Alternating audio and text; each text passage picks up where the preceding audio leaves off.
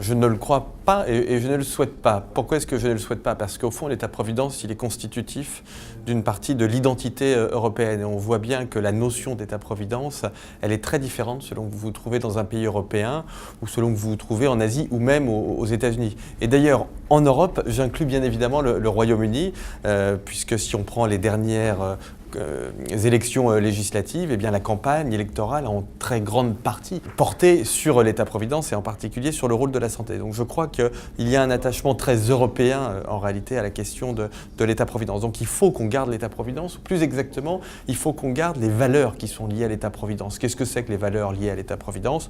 C'est, je schématise bien évidemment, mais c'est faire en sorte que tout le monde, que tous les Européens, quel que soit leur niveau de revenu, quel que soit l'endroit où ils habitent sur le continent, que tous puissent accéder dans de bonnes conditions à la santé, à un système de retraite et puis à des filets de protection si, par exemple, ils perdent leur emploi ou s'ils ont des besoins dans le domaine de la prévoyance. Donc ça, c'est les valeurs et l'objectif. Alors après, ce qui va changer, c'est les moyens pour y arriver. Et donc, l'organisation de l'État-providence, évidemment, devra changer considérablement parce que l'environnement démographique, technologique, économique qui a été celui de la naissance de l'État-providence, essentiellement en Europe après la Deuxième Guerre mondiale, pas pour tous les pays, mais essentiellement après la Deuxième Guerre mondiale, eh bien cet environnement n'existe plus aujourd'hui, il a été complètement transformé. Donc il faudra aussi transformer l'organisation de l'État-providence pour conserver au fond l'essence de l'État-providence, c'est-à-dire ses valeurs.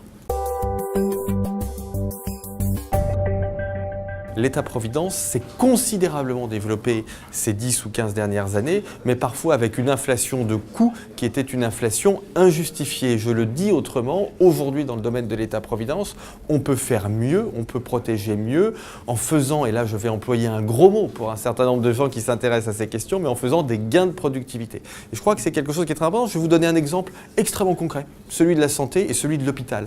Quand vous transformez un hôpital en utilisant les nouvelles technologies qui sont à notre disposition, vous mettez plus de capital physique, vous mettez plus d'imagerie médicale, vous mettez des robots chirurgicaux, vous mettez des robots anesthésistes, mais en même temps, vous devez diminuer la fonction hébergement, le nombre de lits. En diminuant la fonction hébergement, le nombre de lits, vous faites des économies. Pourquoi? Pour pouvoir investir davantage dans toutes ces nouvelles technologies dont je viens de parler. Donc vous voyez, il faut s'arranger pour essayer de concilier les deux aspects, faire des économies, il y a une crise des finances publiques, et en même temps, essayer de faire toujours mieux dans les domaines de l'État-providence.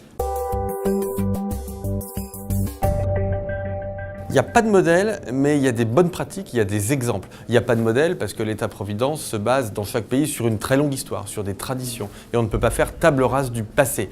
Le système de la santé en France, c'est un système qui a été construit sur un mode assez libéral au fond. Donc ça, on ne va pas le transformer du jour au lendemain. En revanche, il y a des bonnes pratiques. Je vais vous donner un exemple, celui des Pays-Bas. Les Pays-Bas, c'est un pays qui s'est considérablement réformé ces 20 dernières années. C'est un pays dans lequel le système de santé s'est considérablement réformé, dans lequel on a réussi à faire un exercice intellectuel qui doit s'imposer à tous les pays européens, chacun selon leur propre tradition, mais qui consiste à essayer de mettre au clair ce qui relève de la solidarité et qui doit être sanctuarisé et financé par l'impôt, et ce qui relève de l'assurance qui peut être en partie déléguée au secteur privé. Donc, vous voyez, ça c'est une réforme que les Hollandais ont réussi à faire, donc il faut s'inspirer de leur méthode, s'inspirer des principes, et ensuite, chaque État-providence reste bien évidemment des compétences nationales, et même pour un décentralisateur comme moi, pourquoi pas régional? Au fond, c'est le principe de subsidiarité. On doit avoir de grands principes généraux, des valeurs et des déclinaisons qui sont nationales et même pourquoi pas territoriales.